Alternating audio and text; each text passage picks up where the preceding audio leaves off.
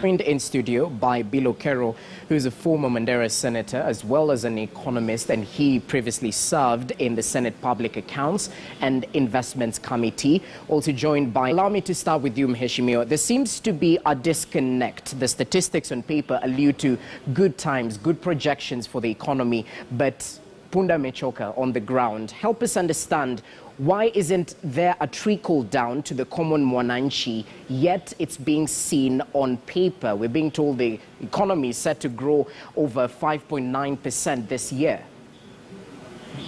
Thank you very much. I think I've always argued that the economy that you see growing in the last 10 years has been growing at between 5 to 6%. It's what I usually call the elitist economy. This is, if you look at the financial sector, for instance, you see the performance in the banking sector and so forth, whether times are bad or not. You see the sectors like telecommunications, the mobile phone industries and so forth. There are sectors, tourism. There are sectors in the economy that benefit a few, and you don't see it.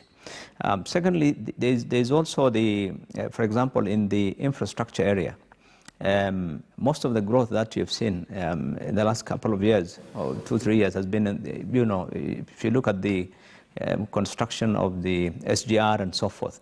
And then you find that these are only a few sectors that do not really trickle down, because 80% of our people live on subsistence economy, underpinned by agriculture and SMEs, the small and micro enterprise. And these are not the sectors that are showing any growth. And the government's policies are often, I think every government we've had in this country, the focus has always been on what they call the modern sector of the economy. That part of the economy that deals with the elitists, those sectors that I have described. So we have a situation where the economy may be growing on paper, but in reality on the ground, the people do not see it. I mean, because there's nothing trickling down, because those sectors are not the ones that really benefit. And I think we need a paradigm shift in this country in terms of the way the government handles its economy.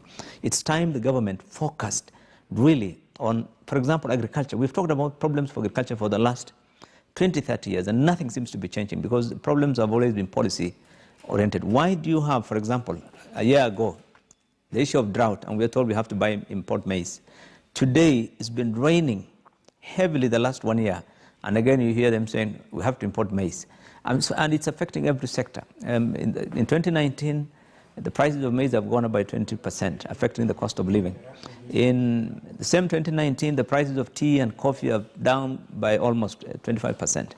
And it's the same every year. The people who are really struggling to put coffee, tea, sugar, and all those things, milk, are all struggling. So these knee-jerk reactions you saw recently, or increased dairy price or tea price there, or whatever.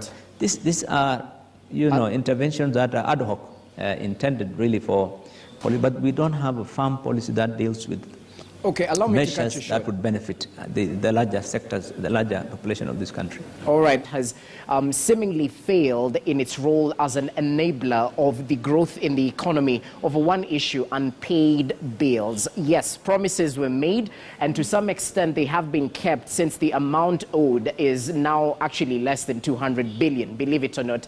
How do we sort out this issue? Because we have liquidity crunch in the economy, yet reforms are not being executed in totality. True. I think one of the major reasons why the economy is performing poorly is because the government is not paying for its services at both levels of government. And I agree that the figures are in the range of 200 billion, to say the least, because it's very difficult to get the accurate figures from the county governments. So the figures could be, much higher than that. But I think what needs to be done is not what the government is trying to do now. Trying to, react. What the government needs to do is that the Public Financial Management Act is very clear. There is no way an accounting officer can procure for goods or services on credit. You have a budget that has been approved by Parliament. You have to prepare your procurement plan, and you must give out, the tenders based on funding that you have.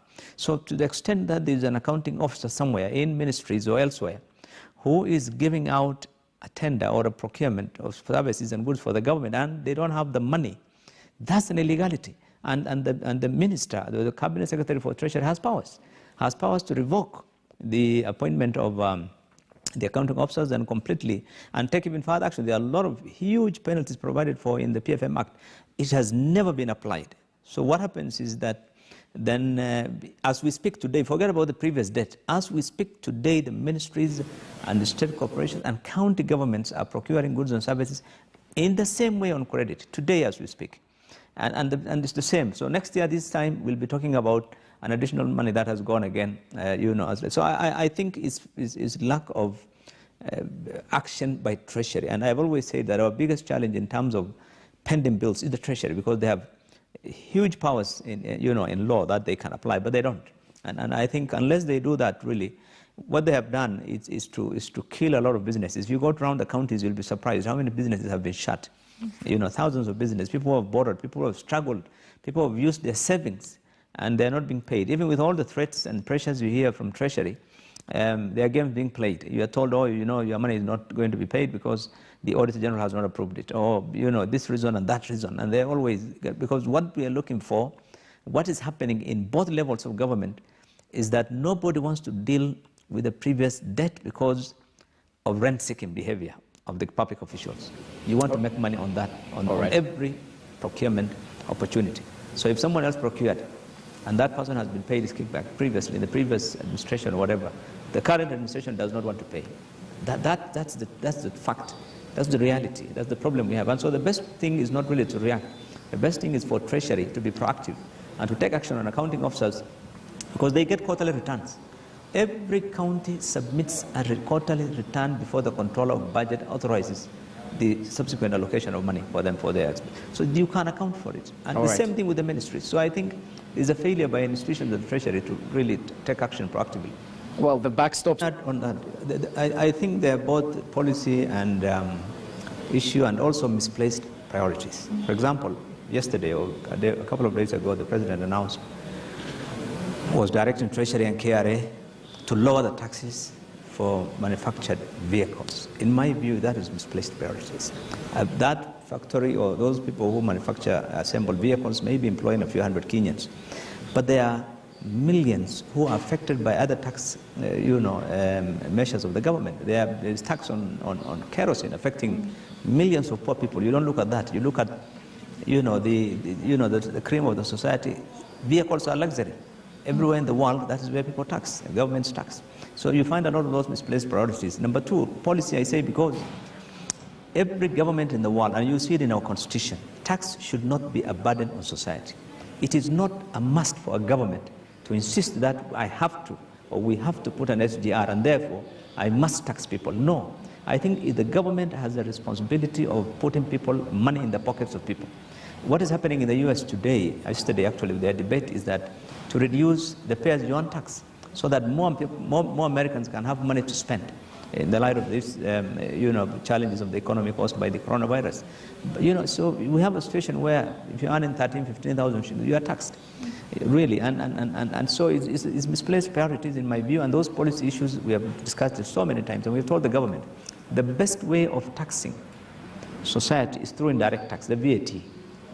But to put a lot of tax on employees, on a small sector of the community, really, it's also very disadvantageous. And I think, in my view, the government really always misplaces their priorities in terms of taxation measures and policies. All right. Still on matters accountability, let me rebound on that, what Irene Otieno had just brought up, because Kenya has earned a tag of a country with a high appetite for loans, and yet we know even first world countries like the US have $1 trillion budgets, and they still work the same way with loans. But it seems our sole issue is in accountability. Are we really doing enough to ensure that the money being borrowed is being used to stimulate the economy? Adama Kero, what do you think about this?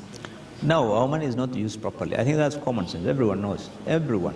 Ask the ordinary folks in the villages. They'll tell you how the money, because you only need to read the newspapers or watch the news and see what is happening to revenue that is being collected. In other countries, yes, the governments borrow, but the governments borrow for a purpose. If it's development, the money is spent well for development.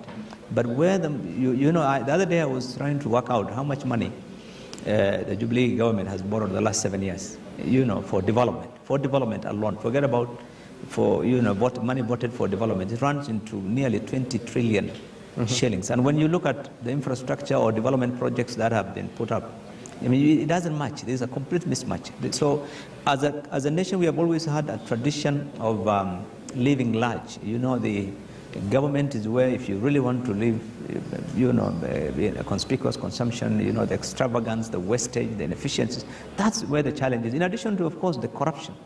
So I think our challenge is not about the loans, it's about how the loans are being utilized. So when you take a pen and paper and you start calculating how much loans have been taken by this government, 5 trillion in the last few years alone, of this government, additional, and you can't find it. You can't really trace where that money has gone. Then add the amount of money that has also been collected in terms of revenue from tax, which is averaging almost 1 trillion for the last 7 years or so.